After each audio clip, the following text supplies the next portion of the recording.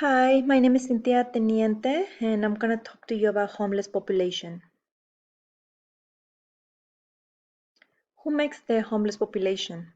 Well, homeless is someone that doesn't have a regular place to spend the night. And these people usually spend the night in shelters, in a friend's house, or simply on the streets.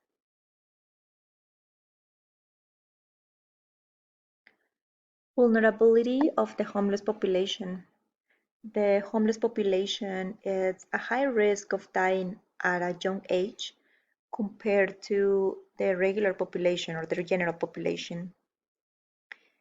This could potentially be caused because of the exposure of infection or severe weather conditions, untreated mental illness, and limited resources.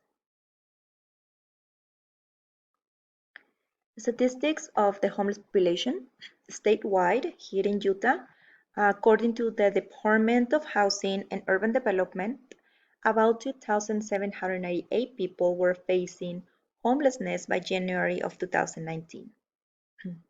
Nationwide, about 567,715 people were experiencing homelessness by January of 2019.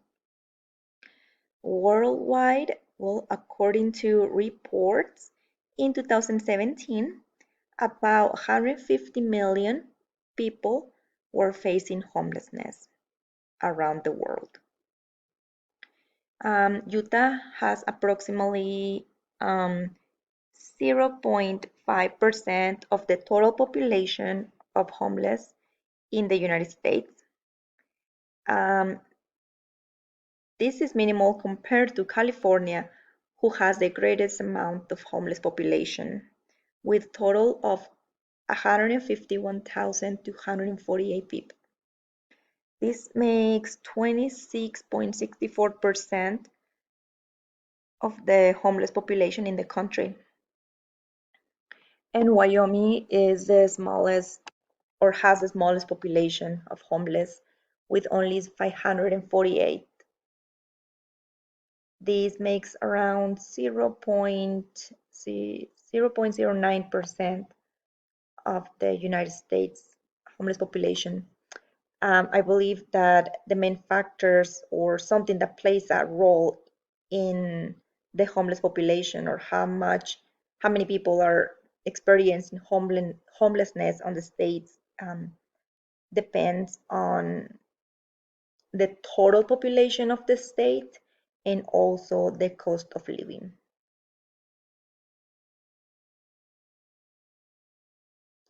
Social determinants of health. Some barriers of the homeless population that interfere with the goals of Healthy People 2020 are accessibility of resources to meet daily needs. For the majority of the homeless population, the access to food, house, and clothes can be limited. These are just simply tasks that most of the general population have on the daily basis. Also, access to healthcare services. Healthcare services could also be limited for them, even though many of federal and state-wide programs are available. It is possible that the lack of knowledge about these programs could potentially affect the health of this homeless population. Public safety or exposure to crime and violence are big scenario because I believe that this population is exposed to crime and violence on daily basis. I mean, they live on the streets. They don't have a secure home to go at night and stay safe. Socioeconomic conditions. Most of the homeless population do not have a job, and it makes it very difficult for them um, to provide for themselves on a daily basis. Concerns affecting the homeless population. Homeless populations not only face the fact that they don't have a stable place to live, but they're also a high risk for health problems. Some of the physical concerns include poor nutrition, skin, food, and dental problems, alcohol and drug abuse, inability to care for a chronic health condition. We also have the psychosocial concerns, which include untreated mental health disorders, substance abuse, and exposure to crime and abuse. Root cause of health disparities. Um, so the homeless are a risk for unemployment, but I believe that actually unemployment causes homelessness. They're also exposed to poverty, substance or drug abuse, and mental illness.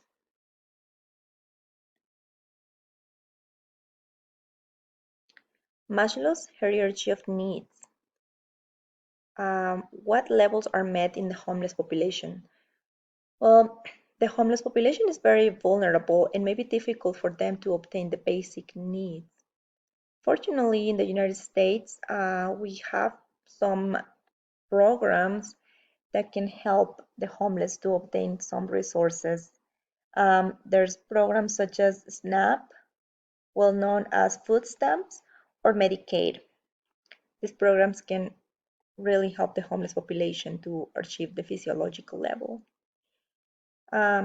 Unmet levels, due to the lack of resources, the homeless population is at risk for not meeting all of the level of Maslow's hierarchy of needs, such as safety, love, esteem, or self-actualization.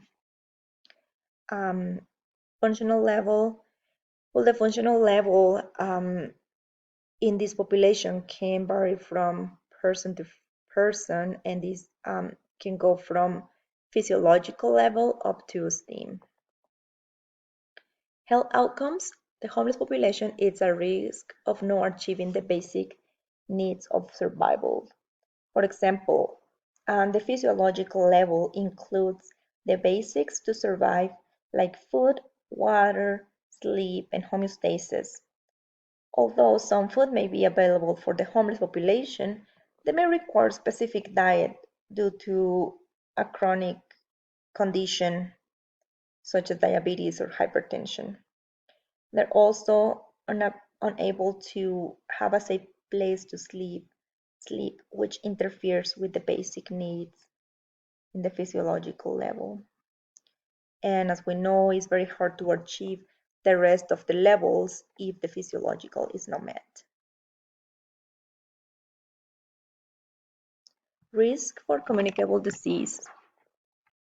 Some of the homeless populations are exposed to HIV, AIDS, and hepatitis A, B, and C.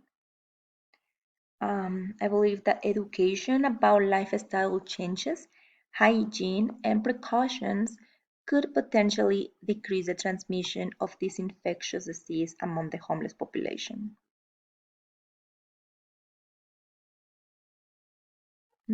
Risk for non-communicable diseases. The homeless population is also at risk for developing non-communicable diseases such as dental and skin problems, diabetes, hypertension, and respiratory issues. Again, education on lifestyle changes and providing the necessary resources can help prevent those type of diseases within this population. Self-care deficiencies or self-harm. The homeless population is at high risk of self-care deficiencies that can potentially lead to death, such as overdoses. Self-harm in homeless population is related to mental health problems. This population may not understand the risk of using high levels of drugs. Something that can help prevent this type of situation is by creating community assistance programs that can provide education and help them finding resources to avoid the use of drugs.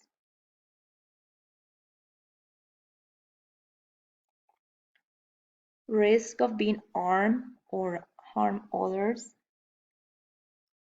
The homeless population who suffer from severe mental health problems or have issues with substance abuse are more likely to participate in a crime than the homeless that don't have those type of problems. The federal government can potentially create programs that can help them be diagnosed and treated. I believe that early detection and prevention of these type of problems could be helpful, but not only for the homeless population, but for the community in general. As we learned in this presentation, homeless are very vulnerable. They're exposed to many diseases, weather conditions, weather changes. Um, they're at risk of violence, crime, and being harmed or harm others. It is very important that we work together as a community to help this population and decrease their risk of being harmed.